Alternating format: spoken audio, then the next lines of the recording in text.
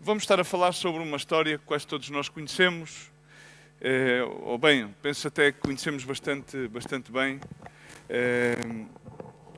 David tem uma vida cheia de lições, e nomeadamente quando David é ungido pelo profeta, por Samuel, quando entra na casa do seu pai Jessé, e David não estava na casa do seu pai, David estava a apacentar os cordeiros, as ovelhas do seu pai, e estavam todos os seus irmãos, os quais Eliabe e Abinadab eram aqueles que aparentemente tinham melhor aspecto, pareciam que tinham mais experiência, e inclusive Samuel depois pensou de ungí-lo, nomeadamente a Eliabe, se não me equivoco, Eliabe e Abinadab, às vezes troco os nomes.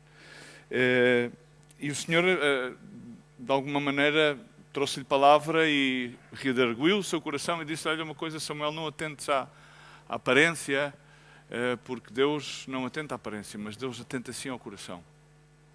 Toda a gente conhece a história, recorreu todos os irmãos, afinal, até que chegou ao fim e disse: bom, tens por acaso algum outro filho? E disse assim: tenho um, mas não está aqui.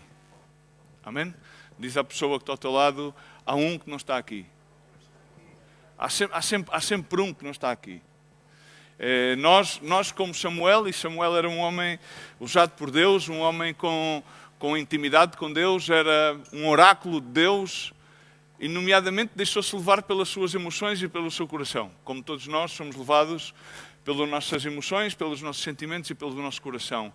E aquilo que eu queria falar hoje acerca de duas palavras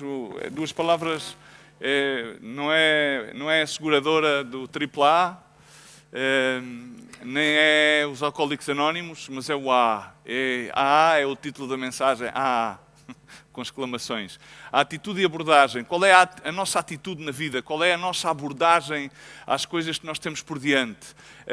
Ter uma atitude, seja correta, uma atitude adequada quando as coisas correm bem é simples. Ter as nossas abordagens dependem da nossa perspectiva. E nomeadamente as abordagens que nós temos às diversas situações que vivemos dia a dia são sempre diferentes. Dependem do nosso ânimo, dependem daquilo que nos rodeia, dependem se acordamos bem dispostos, dependem se o Benfica ganhou, se o Porto ganhou, se o Sporting ganhou, depende daqueles que são assim mais clubísticos. E é difícil, mas a palavra de Deus continuamente nos ensina acerca de ter a atitude de Deus, não é? Por isso diz Jesus Cristo: aquele que estiver cansado e oprimido, venha a mim, tome o meu jugo e o meu fardo, porque é ligeiro. Às vezes nós vamos pela vida como um bocado sobrecarregados, ou sentimos que estamos sobrecarregados e cansados, mas na realidade não é as circunstâncias da vida, nem é aquilo que nos rodeia, senão que somos nós mesmos que nos carregamos e que nos cansamos. Decidimos tomar sobre as nossas vidas. Isso é uma atitude equivocada. A palavra de Deus, indo, Jesus Cristo abre a Bíblia com 12 anos, quando entra aí no Sinédrio, abre a Bíblia em Isaías 61, em que disse que o Espírito de Deus está sobre mim. Amém? E é verdade que nós temos que ter o Espírito de Deus sobre as nossas vidas. Aqueles que somos comprados pela sangue de Cristo, aqueles que somos remidos. Às vezes esta palavra faz-me difícil em português, os remidos. Gosto mais de aplicar redimidos, porque somos redimidos pela sangue de Cristo, justificados em Cristo. Esquecemos de coisas simples, como é que é a unção. Muitas vezes a nível religioso fala-se da unção é poder. Sim, é poder. Mas sobre todas as coisas há uma palavra em Isaías 10, 27 que diz: naquele dia a sua carga será tirada do teu ombro e o seu jugo do teu pescoço, e o jugo será quebrado por causa da unção. Em algumas versões bíblicas diz da gordura. A unção, a gordura que tem que ver com óleo. Em inglês é com o anointment. Diz anointing. E o anointment são como óleos, são como bálsamos, para cuidar a pele, para conservar-nos, etc. E então, Jesus, ele é o ungido de Deus, porque o Espírito Santo está sobre ele, e ele vem trazer-nos a unção, e vem quando nós aceitamos a Jesus, Jesus é, ao fim e ao cabo, a unção. E Ele vem a tirar-nos a carga do nosso ombro. Ele vem a retirar-nos os jugos com aquilo que nos unimos. Os jugos são aquilo toda a gente sabe o que é um jugo, uma junta de bois, um jugo, um nos bois, um nas vacas, e às vezes nós unimos-nos em ideais, em formas de estar e forma de pensar com pessoas, com circunstâncias, com formas de viver que não são corretas. E então Deus vem quebrar todas essas coisas, porque Ele é a unção. Agora nós temos que entender que há uma coisa na vida. Há muitas coisas no dia-a-dia que nos limitam, e uma delas, aquilo que nos impõe limites. Por exemplo, a ver se me recordo aqui de um exemplo. Por exemplo, desde pequenos somos ensinados, quando vamos às escolas, para tomar uma atitude correta, não é? Para sermos educados, etc. Não é? Eu sei que hoje em dia já não, porque hoje em dia a malta já tem, como se diz, como muitos usam aquela sigla. Não, nós temos direitos à liberdade de expressão, temos que exprimir-nos. E então, essa liberdade de expressão dá-nos o direito, enfim, de muitas das vezes ultrapassar, e é verdade, às vezes a minha mulher diz-me, Paulo, não te podes dar a certas e determinadas liberdades. Eu, ok, é verdade. Não vamos abusar das liberdades, porque as liberdades, às vezes, a minha liberdade termina onde começa a tua e assim. E o que é que nós fazemos na vida, no dia-a-dia, para, de alguma maneira, passar entre as circunstâncias que nos limitam? Vamos criando máscaras. Máscaras. Estamos cá? Máscaras, pois agora toda a gente é obrigada a levar uma máscara, é engraçado, não é? Isto é uma coisa, ou seja, máscaras. A máscara rouba-te a identidade. Rouba-te realmente quem tu és, porque tu és obrigado. As pessoas hoje em dia fazem isso, ou seja, o retiro dos miúdos é acerca dos filtros. E toda a gente sabe o que é os filtros disto nos telefones. Tiras uma fotografia e já aquilo há lá aplicativos que te fazem de ti, e depois metes lá uma fotografia no Facebook e no Instagram, que aquilo é cheio de filtros. É uma máscara. Ou seja, porquê? Porque tu queres ser aceite, tu queres ser valorizado, mas na realidade estás a enganar-te a ti mesmo. Ou seja, por isso é que diz a palavra do Senhor sobre toda coisa guardada, guarda o teu coração, não é? Porque dele manas saídas de vida, mas diz, enganoso é o teu coração sobre todas as coisas, quem o conhecerá? A tua preocupação e a preocupação das pessoas, todos nós temos essa preocupação, é de sermos aceitos, valorizados, amados, entendidos. E às vezes fazemos, dentro dessas limitações que nos circundam, criamos máscaras. E as máscaras, biblicamente, quando nós falamos acerca da palavra sinceridade, significa sem cera. Vem do grego e também do latim, no qual significa sem cera. Sem cera é sem máscaras. Porque as máscaras promovem na nossa vida algo que a palavra de Deus nos desafia a que não exista, que é o conformismo. As máscaras conformam-nos a padrões, a atitudes que não são aquelas para as quais nós somos chamados como filhos de Deus. Às vezes somos obrigados a colocar essas máscaras porque não temos a capacidade de ter a atitude do coração de Deus. E é isso que eu queria nesta manhã, se não me der a graça, entrar. Então, a máscara faz com que nós de alguma maneira nos conformemos. Moldes sociais, religiosos, porque é engraçado como as pessoas mudam de acordo ao seu habitat. Se estão na igreja, portam-se de uma maneira. Quando saem da igreja, parece que se portam de outra, não é? Parece que quando vêm para aqui, vestem uma certa e determinada máscara. Quando saem daqui, comportam-se de outra maneira. E é esse tipo de adequação. Ou seja, nós não podemos ser camaleónicos, não podemos estar sempre a trocar de trajes. Ou seja, significa vestir a máscara de religiosa agora, depois a máscara de mais libertino daqui a bocado. Não, temos que aprender a viver na liberdade à qual Deus nos chamou e não tomar essa liberdade como ocasião à carne, como Paulo dizia a Gálatas, não é? As pessoas que nomeadamente fazem uso constantemente, e nós temos essa tendência, temos que entender, quando nós nos começamos a fazer uso destas máscaras sociais, máscaras religiosas, máscaras que têm a ver com comportamentos, com atitudes, isso faz com que nós nos vayamos conformando a ser aquilo que Deus não deseja que nós sejamos. E que, sobre todas as coisas, conformando a ser aquilo que nós não somos. Estamos cá?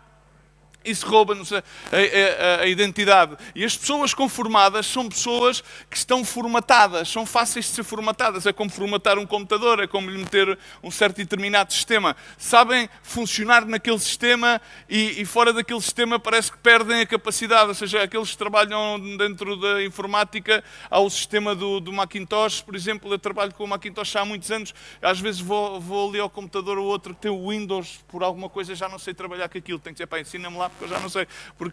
E assim, muitas das vezes, isto acontece nas nossas vidas. E a palavra de Deus sempre nos chama a que as nossas máscaras têm que cair. As nossas máscaras têm... Porque as nossas máscaras, sabes o que é que elas fazem? Na realidade, quando nós queremos afirmar-nos, quando nós sentimos o desejo continuamente, por exemplo, como filhos de Deus, queremos ser amados, ok?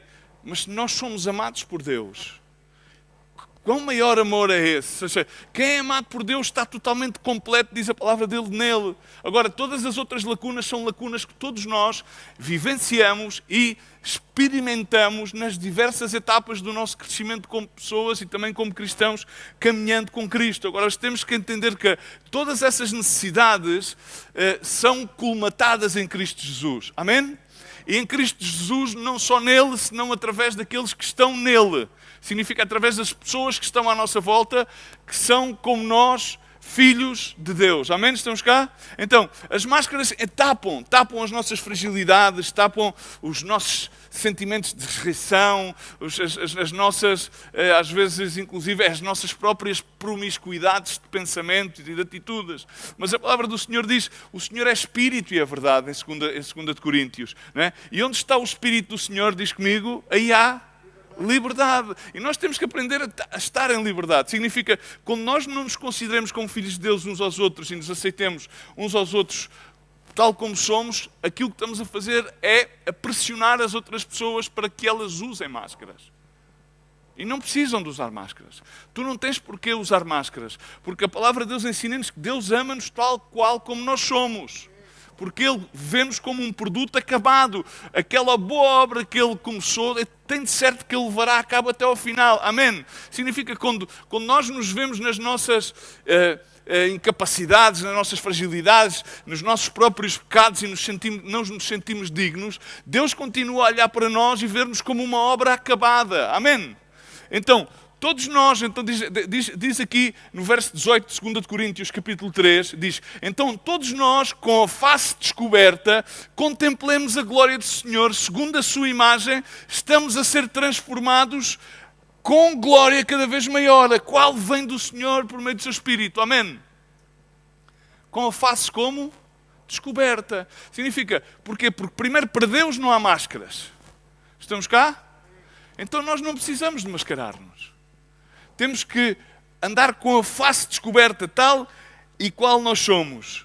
Muitas das vezes as pessoas estão em instituições e comunidades cristãs, como o Ministério Remar, ou muitas vezes são pessoas que simplesmente, como professam a fé de acreditar em Cristo Jesus, atendem a igrejas ou comunidades evangélicas, mas a sua vida parece que não...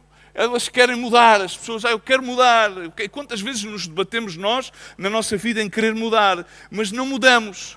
Porque aquilo que nós queremos mudar é o nosso comportamento. E aquilo que Deus muda é a nossa alma.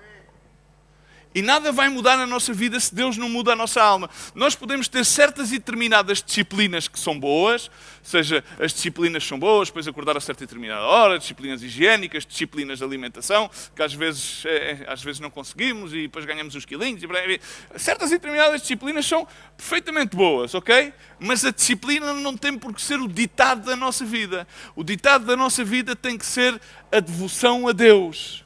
Ao centro de todas as coisas. Se a gente fazemos as coisas por disciplina, mais tarde ou mais cedo, a nossa própria natureza é transgressora. Vamos transgredir essas disciplinas. Estamos cá?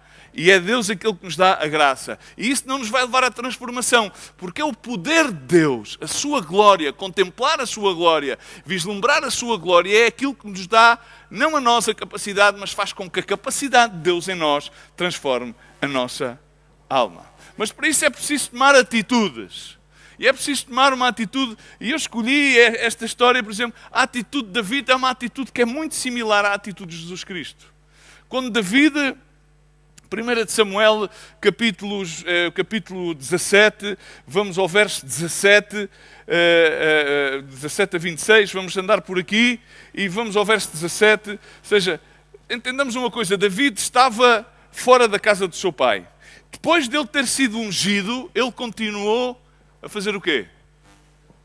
A pastorear as ovelhas. Nós estamos habituados, às vezes, quando temos uma consagração ou quando somos reconhecidos no ministério, que parece que essa consagração já nos dá direito a uma certa e determinada elite de ações e uma elite de rango. E não, ou seja, David voltou a fazer a sua tarefa normal. Era ok, pastor, era ovelhas. E lá estava ele no meio do campo, com a sua harpa, louvava a Deus e guardava as ovelhas, etc. Estamos cá. E isso é uma coisa, a sua atitude não foi alguns dirão, não, mas isso era uma atitude de conformismo, ele tinha que se levar ao chamado. Ele não tinha que se levar ao chamado. O chamado nele é que iria ser elevado na sua vida, é o contrário. Amém? Nós não temos, às vezes ouvimos aqueles discursos na igreja, não, tu tens que te elevar, tu não tens que te elevar a nada. Deus será elevado e exaltado na sua vida à medida que tu andes conforme dignamente, de acordo ao chamado e à vocação com a qual Deus tem. Então esse chamado vai se elevar na tua vida, tal como aconteceu com David. David, ou seja, não estava aborrecido, eu podia dizer, agora já sou ungido e tal, porque ele percebeu perfeitamente o que é que aconteceu. Ou seja, ele não era que fosse um miúdo que não tivesse entendimento. Ou seja, ele era jovem, mas tinha entendimento. Amém? E ele percebia, ele tinha sido ungido pelo profeta. Ele era o escolhido de Israel. Mas vamos ver algo incrível, há algo incrível na história de David, que é aquilo que vemos na vida de Jesus. Ele é uma imagem, como há muitos arquetipos do Antigo Testamento que todos apontam para Jesus, escolhendo aqui o Rei da Graça, por assim dizer, que é David, em que vemos que David, a sua tarefa fazia com a mesma paixão, estando ungido ou não estando ungido. Estamos cá? Jesus teve a mesma paixão enquanto andou com seu pai terrenal José, a mesma paixão a aprender carpintaria que teve quando, posteriormente, foi chamado e bautizado ao ministério, a cumprir o propósito para o qual o seu pai o tinha enviado. Estamos cá? Ou seja, não mudou. Então, não houve nenhuma transformação, a peça era igual. E isso é uma coisa que nós devemos entender na nossa vida. As nossas atitudes têm que ser movidas por uma paixão e uma devoção intensa, seja a fazer aquilo que seja para o Senhor. Porque todas as coisas que façais, diz a palavra de Deus em Colossenses, fazê-lo como para o Senhor. Se nós estamos à espera de uma recompensa terrenal, se estamos à espera de um reconhecimento na terra que não vem mal, então estamos a fundamentar mal a atitude com a qual nós nos desenvolvemos diariamente. Jesus teve paixão, mas também teve continuamente compaixão, porque ele olhava para as multidões e diz que as via como ovelhas sem pastor e compadecia-se delas.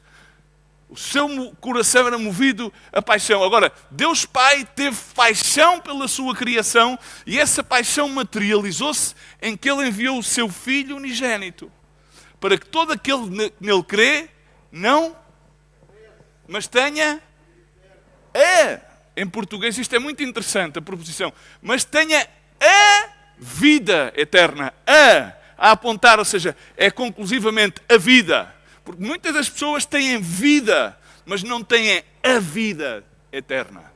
Muitos cristãos têm vida, têm nome, mas não têm a vida do nome. Amém? E hoje necessitamos pessoas que estejamos dispostos a apaixonar-nos por Deus e a viver uma vida com paixão e cheia de compaixão. Estamos cá?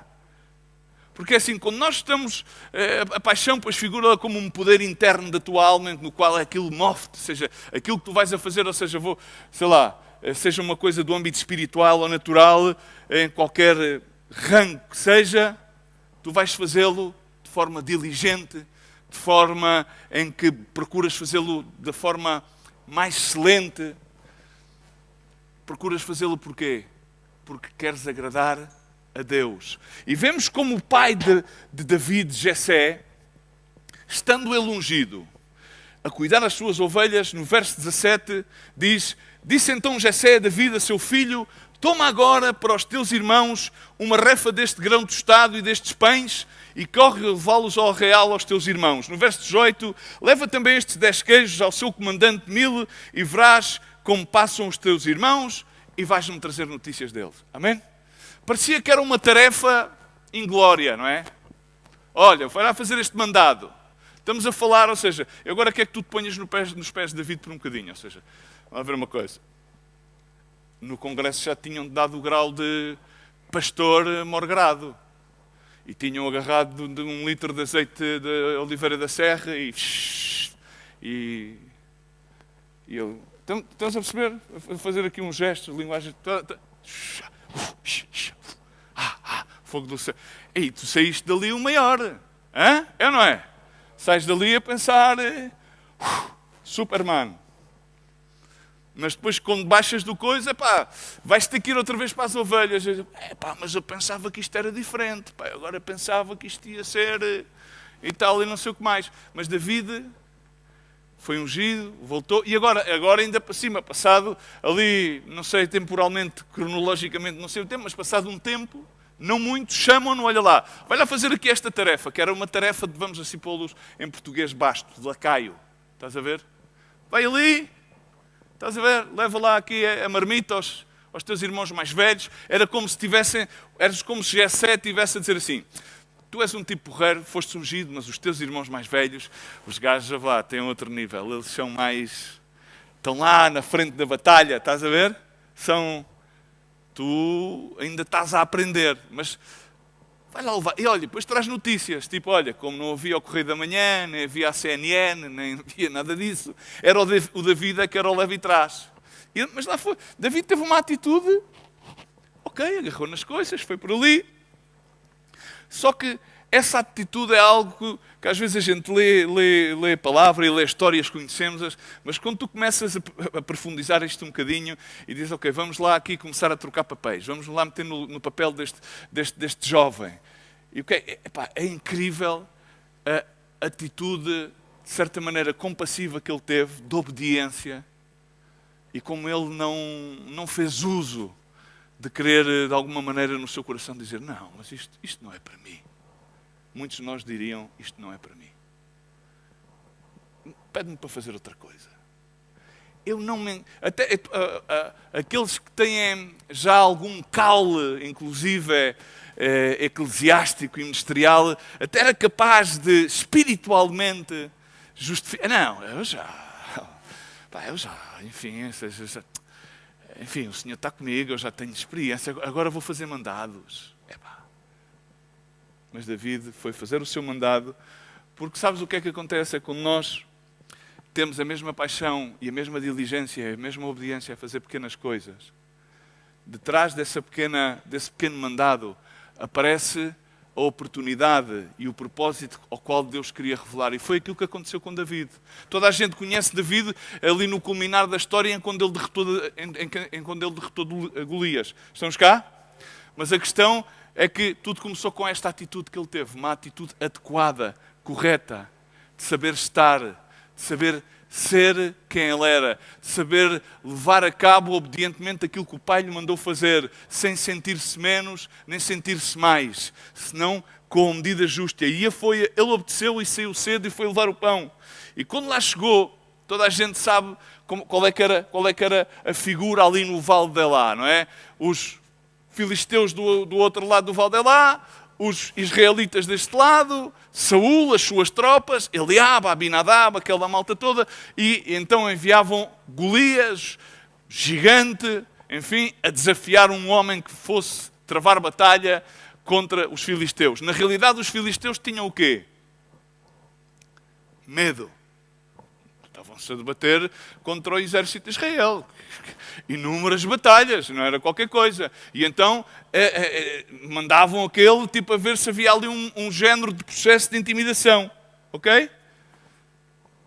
E o que é que nós vemos aqui nesta atitude da vida? Ele vai lá, etc., obedeceu às tarefas. Era uma tarefa de menor relevância. Como é que tu e eu encaramos as tarefas de menor relevância? Fazemos um exame ao nosso coração, à nossa consciência, à nossa alma. Não tão disposto como David, mas David com o coração disposto, aí foi. Mas ele não sabia o que é que ele ia encontrar. Ele não sabia o que é que ele ia encontrar. E há uma coisa que nós temos a entender, quando nós somos movidos pelo fogo de Deus, quando nós somos movidos pela nossa paixão a Cristo, pela nossa devoção de querer agradar a Deus, isso dá-nos uma tremenda força, porque vamos na força e no poder, como diz a palavra de Deus, corroborados pela força do seu poder. Amém? Amém? Mas também há uma coisa que vemos que essa mesma força de David, mais tarde, e fazendo aqui uma retrospectiva da vida dele, essa sua mesma força, esse seu mesmo ímpeto, essa atitude de estar disposto, de ir, de ter segurança, fez com que ele mais tarde, essa força se tornasse numa fraqueza.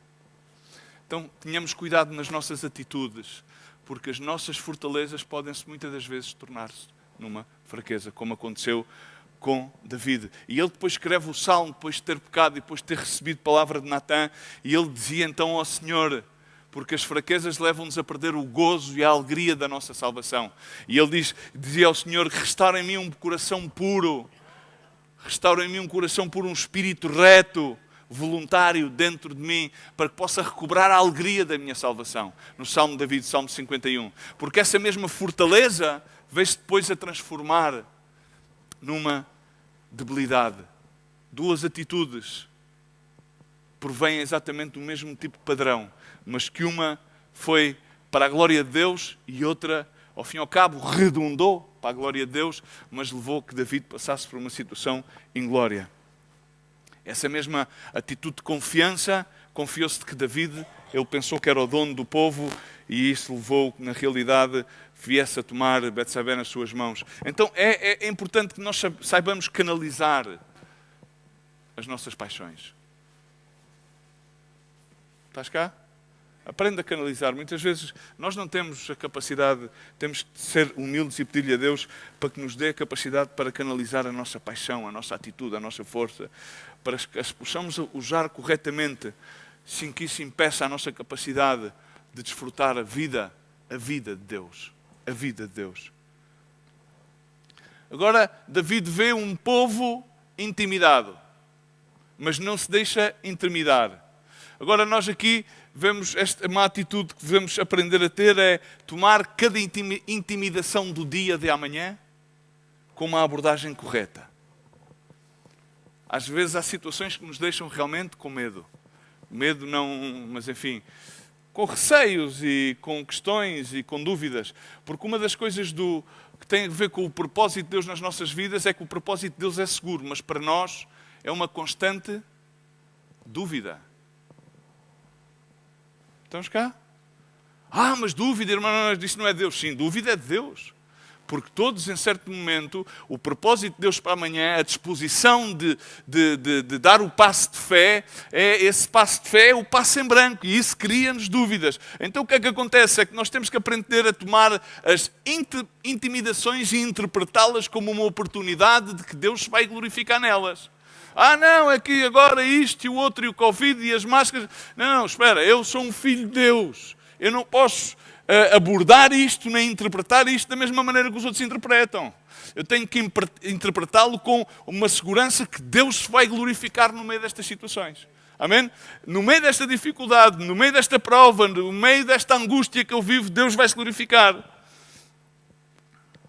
seja, não é as coisas grandes, entre aspas, que às vezes nós pensamos que fazemos, que são aquelas que são relevantes, mas são as pequenas atitudes que se tornam relevantes para que Deus se glorifique na nossa vida. Estamos cá? Às vezes nós pensamos, não vou fazer uma coisa que é grandiosa, não, eu acho que vou fazer isto toda a gente vai ver e tal, e Deus vai se glorificar. Não, mas às vezes essas coisas não acontecem dessa maneira. É quando nós vamos fazer uma pequena coisa que logo tem uma repercussão no qual Deus se glorifica. Foi aquilo que aconteceu com David, ou seja, a sua atitude foi fazer um pequeno mandado e aquele mandado do pai abriu-lhe as portas a que, mediante uma intimidação de Golias, ele tivesse a segurança de quem ele era e de quem era Deus na vida dele e de quem aquele exército era, que era o exército do Deus de Israel. E isso foi a interpretação que os outros que estavam lá, preparados para lutar a guerra, não conseguiam ter.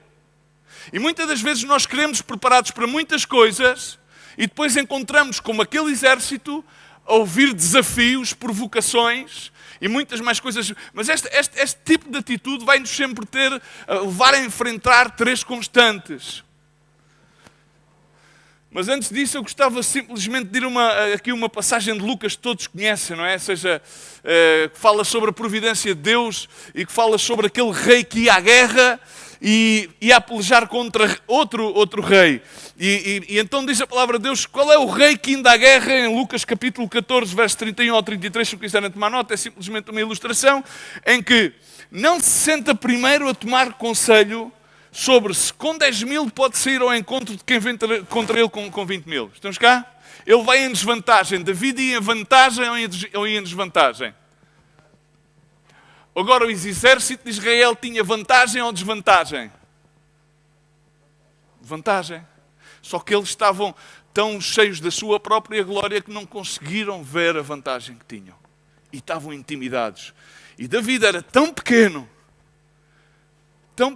que aquela intimidação não lhe roubou o foco da sua vantagem. Estamos cá? E é isso que nós temos que aprender na nossa vida.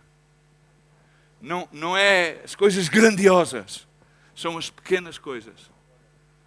Porque é uma mosca, uma pequena mosca que cai no perfume do perfumista que estraga toda a essência. Da mesma maneira, uma pequena atitude com paixão e focada em querer agradar a Deus abre as portas a que Deus faça coisas maravilhosas. Amém? De outra maneira, estando ainda longe, mandou os embaixadores e pede conciliação de paz, ainda qualquer de vós que não renuncia a tudo, quando tem, não pode ser meu discípulo. Amém? Não é o foco de renunciar, é o foco da atitude correta. Há que contemplar, há que ter essa prudência. E tu dizes, mas David terá sido imprudente? Não. David não contou consigo, nem contou com o exército. A questão aqui da vantagem e da desvantagem era que o exército contava com eles mesmos. E David contava com o seu Deus. E quando nós contamos connosco mesmos, muitas das vezes terminamos por perder batalhas. Mas se contamos com o nosso Deus, Ele termina por dar-nos a vitória. Amém?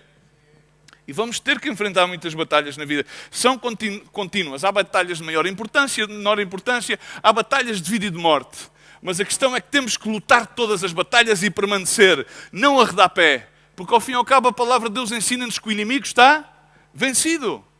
Agora como é que nós vamos fazer parte dessa vitória? De uma maneira muito simples. É a nossa dependência do nosso Deus. Para que seja Ele a pelejar, ou exatamente a pelejar a batalha por nós. Amém?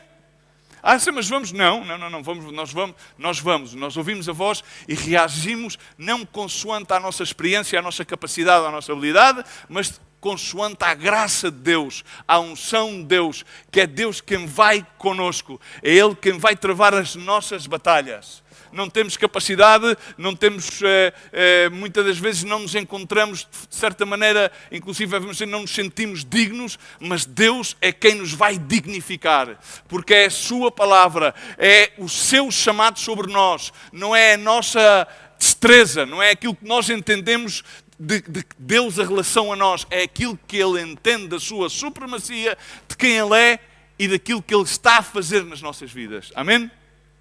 A palavra de Deus diz em Colossenses que possamos andar dignamente diante do Senhor, agradando-lhe em tudo, frutificando em toda a boa obra, crescendo no conhecimento de Deus, e diz corroborados com toda a fortaleza, segundo a força da sua glória, em toda a paciência, longanimidade e com gozo. Amém? Então diz, é segundo a sua força. Estamos cá? É segundo a sua força. Mas muitas das vezes diz que eu encontro-me, muitas das vezes, derrotado porque vou nas minhas forças. E então há muitas batalhas, irmãos, que nós perdemos. Ficamos aquém. Ou ficamos simplesmente no vale a contemplar os assédios e não temos o valor, a coragem do poder de Deus que se aperfeiçoa nas nossas vidas. Mas para isto está tudo fundamentado nessas atitudes que nós podemos ver aqui, por exemplo, em David, as atitudes de Jesus Cristo. Paulo disse que tinha combatido o bom combate e tinha acabado a carreira e tinha guardado a fé. Ou seja, que bom é que nós possamos dizer isto talhantemente. É um versículo de nós, chavão, que utilizamos muitas vezes quando muitas pessoas falecem. Mas que bom é que essas pessoas, ou que bom é quando nós saibamos, como Paulo, que o seu corpo estava preparado para ser ilibado e nós, antes desse tempo, possamos dizer: combati a batalha. Combati. Recebi feridas. Deus sarou-me. Combati, mas sobre todas as coisas, estou prestes a acabar a carreira. Corri a carreira, mas guardei a minha fé. Guardei o fiel, aquele que sabe que guardou o seu fiel depósito em mim. Paulo diz de outra vez que eu sei em que eu tenho querido e ele é fiel para guardar o meu depósito até aquele dia. Significa que Paulo estava a atribuir que o guardar a fé, inclusive, era uma obra sobrenatural de Deus na sua vida. Por isso ele disse: eu sei em quem acredito. Eu sei aquele que eu sigo. Eu sei aquele que eu quero aguardar. A palavra de Deus depois diz, por exemplo, em Efésios: revestivos de toda a armadura. Temos que lutar com essa armadura. E quando chegamos temos que ver como é que nós vamos abordar as coisas. E como é que David abordou? Como é que David abordou? A primeira coisa que ele enfrentou foi a acusação. O que é que aconteceu? O que é que disseram os seus irmãos? Alguém se recorda? Não, e mais, acusaram-no de quê? De ter um mau coração.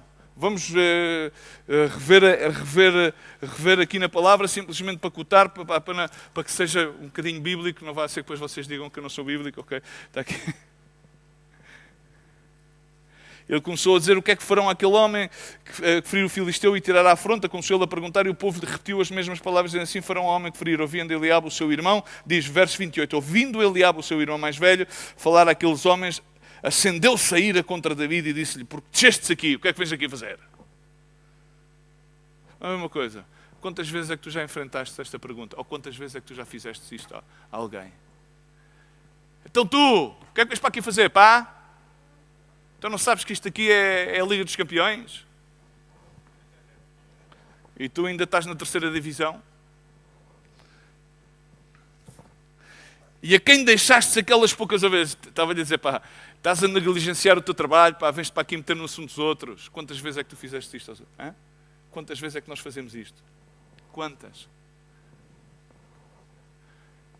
Estás-te a meter no meu trabalho, pá, eu é que sei, vai-te meter no teu, então deixaste o teu trabalho para te meter no meu.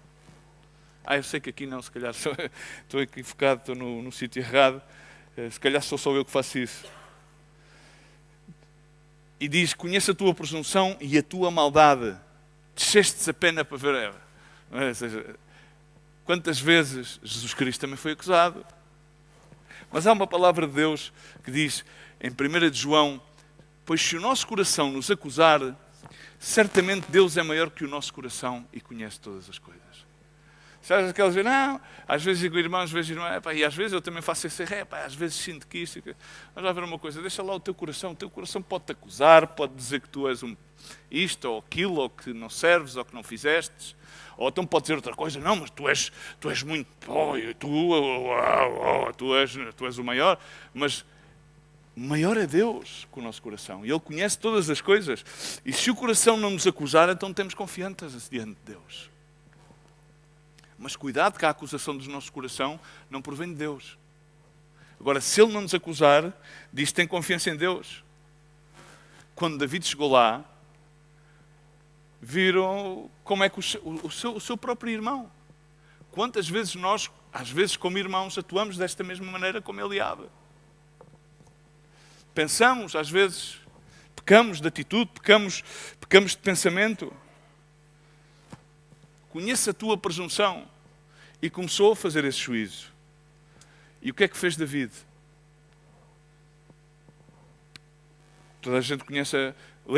Queremos ler a ver o que é que fez David? Disse: o que é que eu fiz? Só fiz uma pergunta. E virou-se: falta de respeito! Muita gente me viraram as costas. E eu, graças a Deus, aprendi a ter a atitude correta. A abençoar a pessoa que me virou as costas. Custa, seja. Desviou-se ele para o outro e falou a mesma coisa e o povo lhe tornou a responder como dantes. Virou-se as costas, aprenda a virar-te. Diz à pessoa que está ao teu lado, aprenda a virar-te. Aprenda a virar-te. Ai, mas tu já viste o que me disseram. Vira-te. Vira-te. O que o inimigo quer é que tu te foques naquela situação para que a tua atitude mude, a atitude do teu coração mude e para que a tua abordagem, a relação, a intimidação fique fragilizada. Não, vira-te. Porque tu também da mesma maneira vais responder dessa forma ou de outra, pior ainda, a teus irmãos, a tua esposa ou teus filhos. Então vira-te. Se Deus levasse em conta todo o tempo da nossa ignorância, estávamos fritos. Então vira-te, virou-se. Porque o inimigo quer intentar a acusação. Ele é o acusador dentre os irmãos, diz a palavra do Senhor. Ele é o acusador dentre os irmãos. Jesus Cristo foi acusado não sei quantas vezes. Pilato terminou por... Os outros traziam-no para Caifás e Ananias e Caifás trouxeram-no e eles... Eu não lhe encontro nada. Aquilo que vocês o acusam, eu não lhe encontro nada. Mas ele era acusado. Não, mas nós íamos trazer, ele é um malfeitor. Ele disse, então julgai e forçaram Pilatos. E Pilatos lavou as suas mãos, de alguma maneira, com água, mas ficaram manchadas com o sangue de Cristo. Amém? Então, tenhamos essa atitude correta. Saibamos virar-nos. Há momento em que não há que dar jamais oportunidade, mesmo quando as coisas vêm dos nossos irmãos, sejam irmãos na fé, ou sejam muitas das vezes irmãos familiares, ou das nossas esposas, ou dos nossos filhos, ou a nossa esposa sofra este tipo de... porque é sofrer, de certa maneira, uma afronta e uma acusação, como maneira porque a gente a julga. Não, mas agora estás-me a dizer isso porquê? O que é que pensas que eu sou e tal? Eu não sei, se calhar sou só eu que faço isso. Às vezes eu penso que sou diferente dos outros porque faço essas coisas e vocês não, já estão mais... Enfim. E temos que aprender a virar-nos. E quando nós nos viramos, é uma atitude, não é uma atitude de desprezo. É uma atitude de, ao fim e ao cabo, no nosso coração, de ter a atitude de perdoar. Paulo dizia em 2 Coríntios, a quem perdoardes alguma coisa, também eu, porque eu também perdoei, se é que tenho perdoado por amor de vós, o fiz na presença de Cristo, para que não sejamos vencidos por Satanás, porque não ignoramos nenhum dos seus ardis. A gente só nos focamos no fim do versículo, daqui de 2 Coríntios, capítulo 2, verso 11. Não ignoramos nenhum dos seus ardis, mas como é que nós não vamos ignorar nenhum dos seus ardis, quando nós não nos sintamos acusados, nem acusamos? Para isso temos que nos sentir perdoados e para sermos perdoados temos que perdoar. Pai, perdoa as nossas ofensas da mesma maneira que nós perdoamos a quem nos tem ofendido. Amém? A chave está aí. Uma razão para perdoar é não deixar que Satanás tome vantagem nas nossas vidas. Com as suas teorias. Então diz, vira-te e vais ter, olha irmão, vamos ter que nos virar muitas vezes das nossas vidas. Muitas vezes vamos ter que continuar a virar-nos e a virar-nos e a virar-nos. Vira-te. Diz à pessoa que está ao teu lado, vira-te. Vira-te. E olha para Jesus. Vira-te. E olha o perdão que Jesus tem para contigo. Vira-te. Não dês oportunidade. Outra coisa que ele teve que enfrentar... para ir já terminando, é só mais duas, esta e uma, ele foi humilhado, foi rebaixado pelo rei. Quando ele chegou diante do rei, como é que o rei o olhou? Porque ele queria ver se podia ter a oportunidade, porque ele tinha fé para ir enfrentar aquele incircunciso. E o que é que o rei fez? Ele saiu da acusação, perdoou, ele não guardou nada contra os seus irmãos, perdoou-os automaticamente, virou-se, perdoou-os, virou-se com uma atitude de perdão. Não deixou que Satanás tomasse nenhum tipo de vantagem naquela situação. Quando chegou ao rei, como é que o rei o encarou? Não deu crédito a este pequeno. Olha. Por amor de Deus. Por amor de Deus. Como é que ele encarou a atitude do rei? De humilhá-lo. Aquele que se humilha, Deus exalta. Aquele que se exalta, posteriormente será humilhado.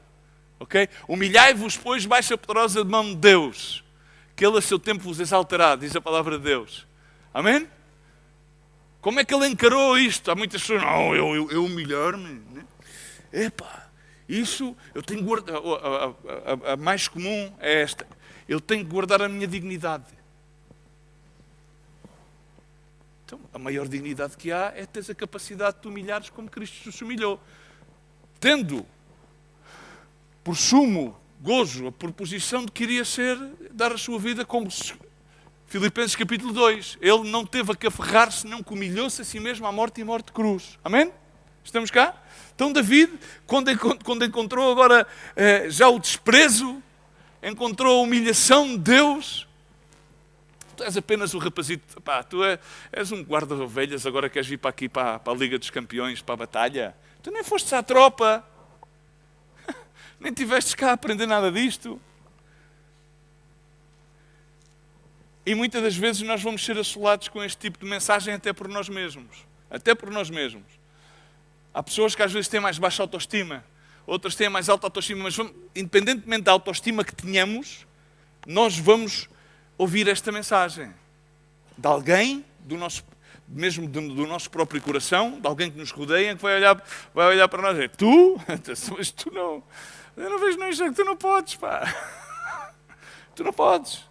O inimigo quer te dizer, tu não podes, tu não vais conseguir, tu não vais lograr superar essa batalha, tu não vais passar pela depressão, tu não vais, isso é liga, não, tu não vais conseguir, tu livrar-te desse tipo de atitude pecaminosa, não vais conseguir, não, tu deixares o tabaco, tu deixares a pornografia da internet, não, tu não vais conseguir, isso não dá, tu não vais conseguir, até podes querer, mas não vais conseguir, não vais conseguir, e aí temos de tomar a atitude de David. O que é que David fez? Recordou-se das suas vitórias. Recordou-se que ele também não era capaz quando as ovelhas do seu pai foram atacadas pelo urso. Ele recordou-se. Não, mas o Senhor que me deu a vitória sobre o urso e sobre o leão, ele não disse, não, ele não focou, vamos ver uma coisa, ele não se focou em si. O caminho para o fracasso é que nós nos foquemos na nossa capacidade de ter travado batalhas. Já travámos muitas. Em algumas fomos derrotados, noutras fomos vencidos. Derrotados e vencidos, exatamente. Noutras fomos vencedores. E quando fomos vencedores foi porque tivemos a capacidade de focar-nos naquilo que Deus faz. E David focou-se, não, o Senhor que me livrou do urso e do leão, este mesmo vai me entregar este incircunciso nas minhas mãos. Estás cá?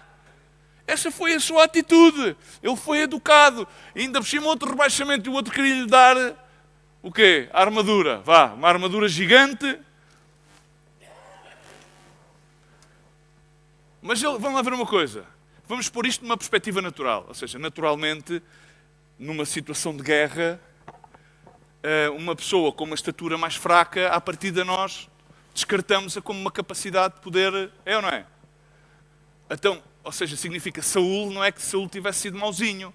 Saúl olhou para as limitações físicas do rapaz. Porque Saúl tinha uma interpretação carnal daquilo que ia passar. E ele era o rei. Quantas vezes nós, muitas vezes, temos interpretações carnais das coisas e dizemos, não, ou seja, e é lícito, ou seja, porque é uma coisa natural, ou seja, uma pessoa com uma estatura baixa, que nunca foi à tropa, que a única coisa que sabia era cuidar de ovelhas. Como é que esta pessoa ia poder travar uma batalha contra um gigante? O homem na realidade estava a querer tratar de salvaguardar a vida do miúdo, não é? Mas agora temos que entender uma coisa, é que as nossas limitações naturais não são um impedimento para que Deus faça a sua obra. Ou seja, nós todos temos muitas limitações. Parques de entendimento, alguns somos teimosos como uma porta, para não dizer outra coisa, enfim. Muitas limitações, o nosso temperamento, enfim, muitas limitações. Mas isso não é... Para Deus não há limites. E quem levou ali David foi Deus. E Deus, através de uma atitude correta dele ter ido fazer um mandado ao pai, abriu-lhe a porta a que ele pudesse participar numa manifesta glória de devolver a Israel, por assim dizer, a dignidade de poder ser chamado o povo de Deus, amém?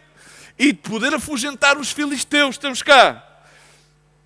E aquilo que Satanás sempre vai fazer vai utilizar as nossas limitações para nos desprezar. E Deus vai utilizar as nossas limitações para que Ele se engrandeça. Porquanto fui débil, disse Paulo, então Deus se aperfeiçoou na minha debilidade. Não te vais livrar do... Não, o aguilhão da carne, esse enviado de Satanás, não. A minha graça é suficiente. E este é exatamente é aquilo que estava aqui a acontecer com David. David diz ao rei, teu servo apacentava as ovelhas de seu pai e sempre que vinha um leão ou um urso e tomava um cordeiro de rebanho, eu saía após ele. Estás cá? Tens de começar a sair após ele. Após quem? Aquele que te ataca. Vamos ver aqui algo com o qual vamos terminar. Levantando-se ele contra mim, segurava-o pela queixada fria e matava. O teu servo matava tanto o leão como o urso. E este incircunciso filisteu será como um deles, porquanto afrontou os exércitos do Deus vivo. Aquilo que motivava a David não era fazer algo para que toda a gente visse. Senão que era alguém estava a afrontar a Deus de Israel. E ele isso não podia tolerar. Era incrível. Eu ia atrás do urso, ia atrás do leão e matava-os, agarrava-os na queixada. A batalha é dura, é desigual, mas irmãos, há que seguir a lutar. Diz à pessoa que está ao teu lado, segue a lutar. Segue a lutar. Maior é o teu Deus que o gigante que desafia. É muito maior. E se Deus te trouxe até aqui, não é para te deixar assim. Amém? Até aqui nos trouxe o Senhor. Não, mas não nos trouxe para nos deixar aqui. Trouxe-nos para continuar. E então o rei permitiu que ele fosse. E quis-lhe vestir a sua armadura.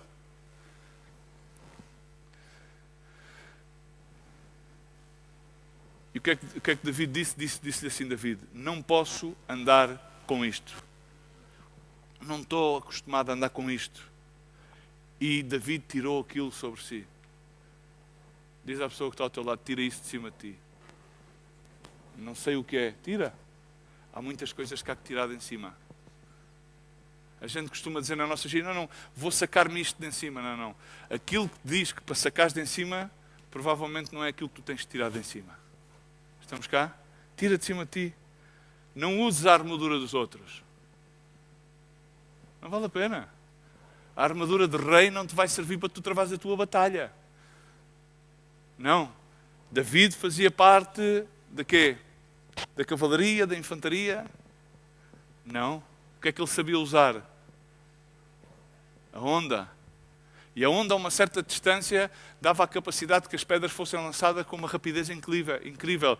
E então é isso que nós temos que saber utilizar.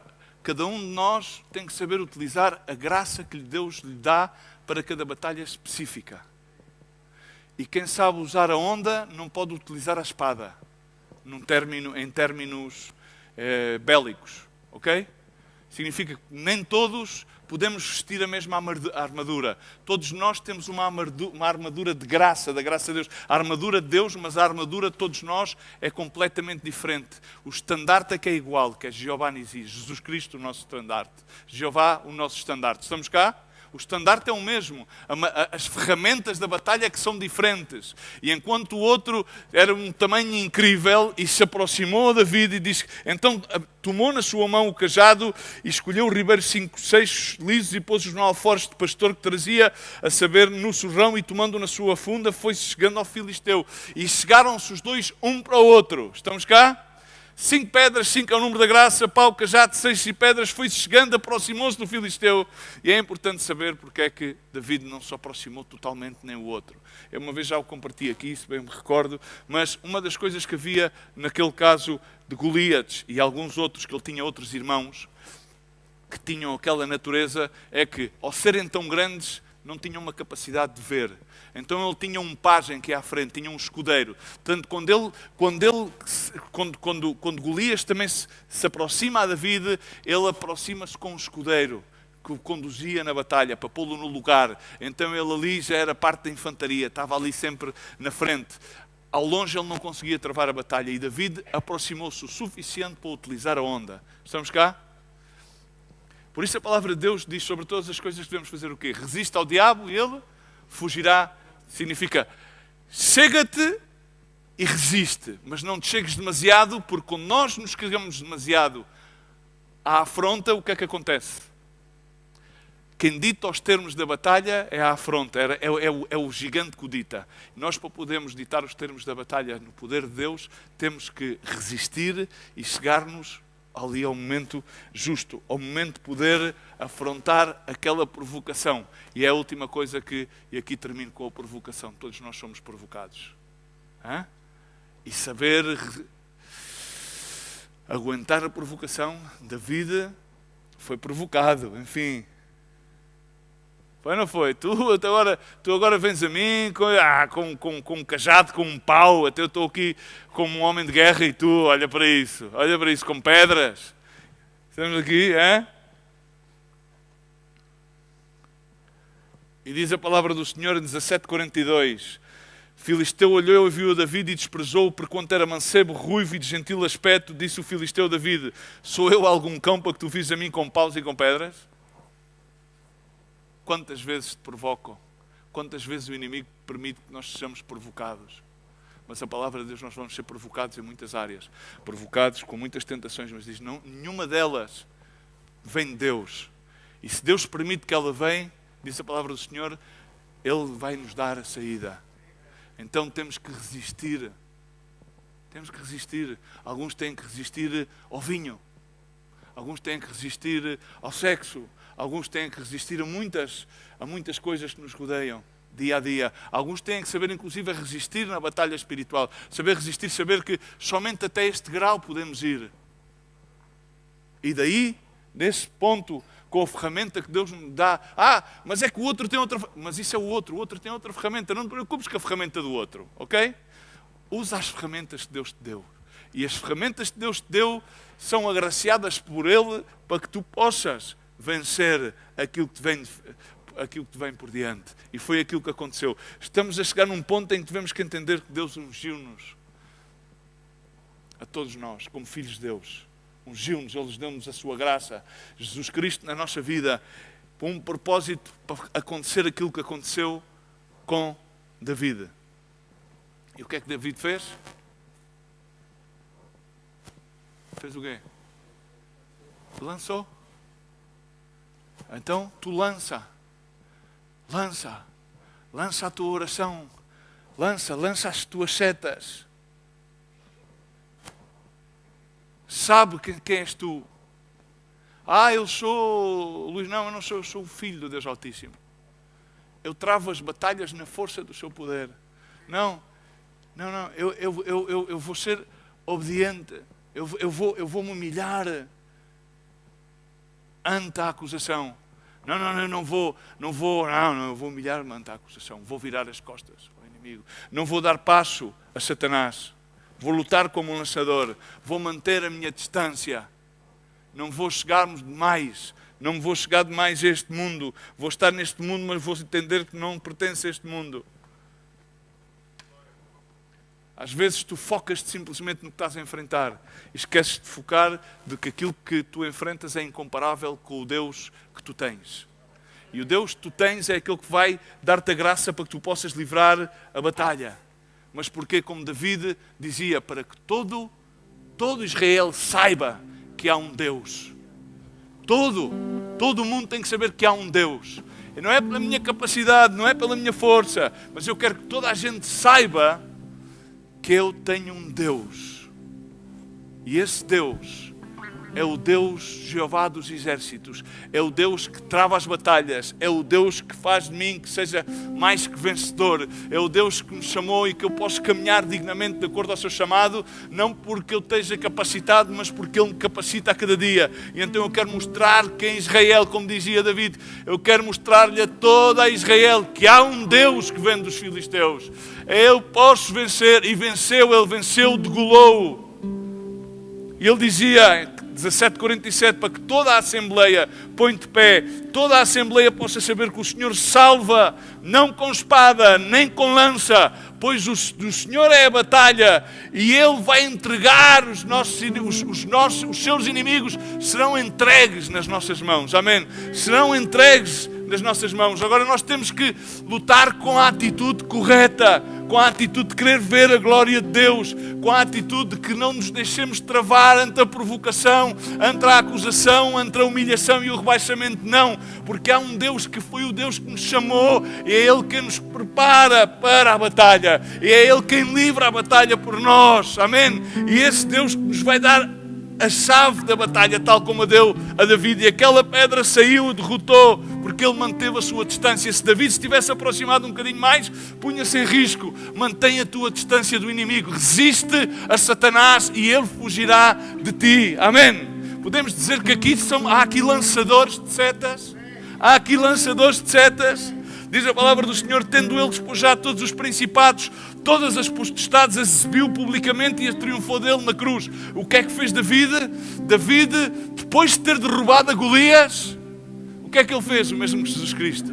Exatamente o mesmo. Ele vai e, tendo derrotado o inimigo, coloca-se em cima dele, agarra na espada, que aquilo era uma espada, que ele agarrou naquilo e cortou-lhe a cabeça, expôs aquela vitória para que toda a gente soubesse que há um Deus em Israel. Não era para dizer, não, eu sou David, ungido. Não. Há um Deus em Israel, há um Deus sobre a minha vida. E fez daquele Golias um espetáculo. Expôs ali, da mesma maneira que Deus despojou todos os principados e todas as potestades. Agora vai-se entender uma coisa, o diabo vai sempre acusar-te, ele vai sempre querer recordar-te das coisas, da tua incapacidade, da tua limitação, do teu próprio pecado, mas o Senhor vai sempre preparar-te, da mesma maneira como preparou a David, para travar aquela batalha. O teu inimigo pode ser grande, mas o nosso Deus é muito maior. Assim que temos que manter a nossa distância. Diz a palavra do Senhor que a graça que Deus nos dá, por graça dá-nos Deus a vitória por nosso Senhor Jesus Cristo. Portanto, amados irmãos, sejamos firmes e constantes, sempre abundantes na obra do Senhor. A chave é firmes, constantes, abundantes na obra do Senhor, sabendo o quê? Que o nosso trabalho, os nossos pequenos mandados não são em vão. O pequeno mandato que Deus te dá a oportunidade de levar a cabo neste ministério pode abrir a porta a que algo grandioso aconteça. Provavelmente não na tua vida, mas na vida de alguém. E aí Deus vai glorificar. Amém? E com isto temos que nós fechar esta exposição da palavra e aferrar-nos a pedir a Deus que nos dê uma atitude adequada, correta, que não nos deixemos levar nem pelas provocações, nem pelas acusações, nem pelas humilhações, porque todas elas são um patamar para que Deus possa manifestar a sua glória e transformar-nos diante da sua graça, de glória em glória e de graça em graça. Pai, no nome de Jesus Cristo, queremos agradecer-te nesta manhã, Senhor, porque quando Tu és um Deus fiel e um Deus bom, Senhor, Tu queres continuamente, Senhor, ensinar-nos a ter atitudes corretas, Senhor, para que possamos viver a cada dia